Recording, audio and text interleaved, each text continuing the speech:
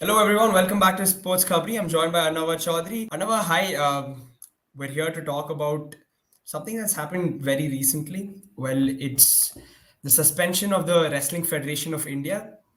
The governing body, United World Wrestling, has decided to suspend our federation because of failure to conduct elections. Again, it's sort of one of these issues that's blown up on social media over the past few hours, and we're here to talk about it. Your first thoughts on this?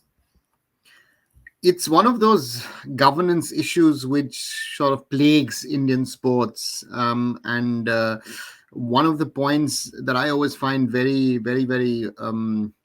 interesting and very disturbing to the fact is that I think in an Indian sports ecosystem, an understanding still is not there that the world governing bodies of sporting federations, or even the International Olympic Association in regard to the Indian Olympic Association, the laws of sport stands above the law of the land.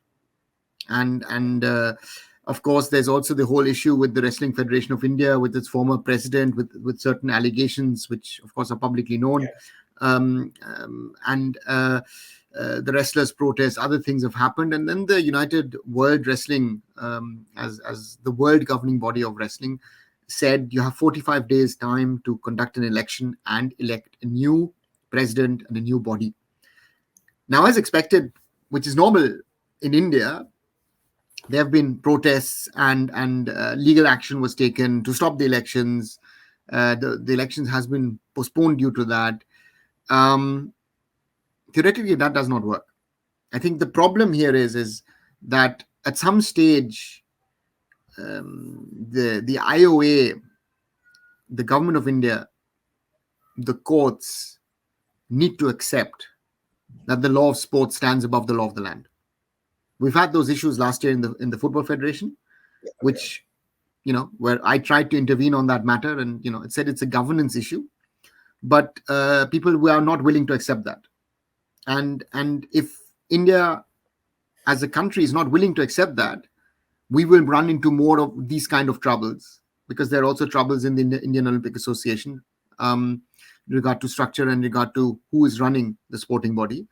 And wrestling is just a replication of all those issues and all those problems, as I said, that persist in Indian sports in regard to governance.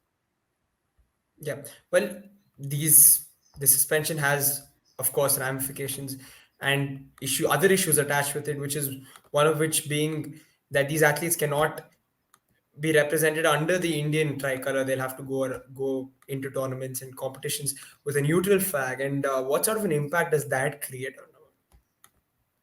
I think we have to see how this is an embarrassment for India. Nothing more, nothing less. It's an embarrassment for Indian sports that its athletes in a specific sport have to go in as neutral athletes if representing like Russians or athletes from Belarus. And the point here is there a will to sort this issue out? I think that's the biggest challenge in all of this. Are you willing to sort this out in the interest of the sport and in the interest of the athletes? Because this is a very a politicized matter, an issue of egos, and again an understanding of how governance works. And this I think is the biggest problem that Indian sports faces today. And people are not willing to understand that fact, or not willing to accept that fact that it exists. Because whenever courts step in, and it doesn't matter if it's a local court, a high court, even the Supreme Court of India, they have no jurisdiction on these matters. It is a matter, if you have a problem in it, you should actually go to the Court of Arbitration of Sports. It's called CAS in short, in Lausanne, in Switzerland, which handles sporting matters.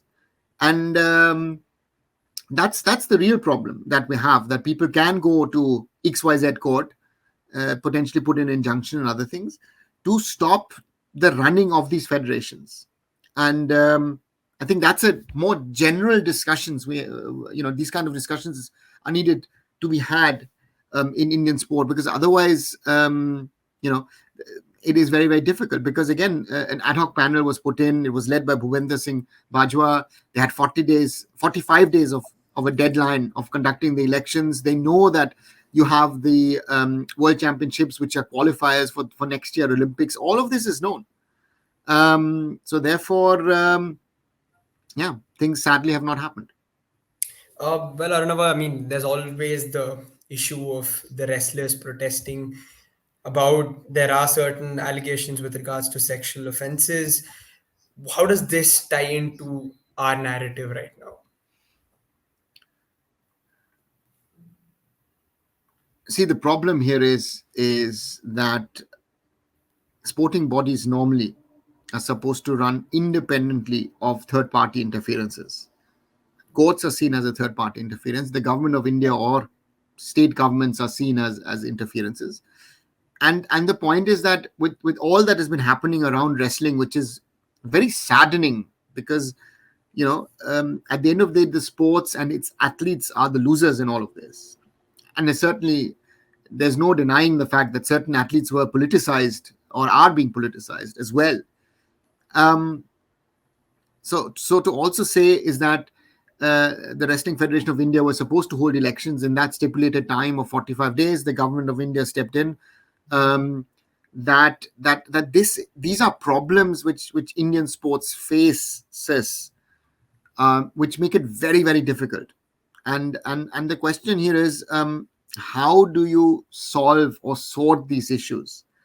And the question is, yes, now with another sporting body being suspended by the international body, the IOA facing problems of not appointing a CEO, what steps are taken to ensure that these kind of things don't happen? And if there are these kind of allegations, what is the mechanism so that these allegations are looked into independently, with no political interference, with no interference from sporting bodies or from athletes or anyone, and if proven right, hand out punishments.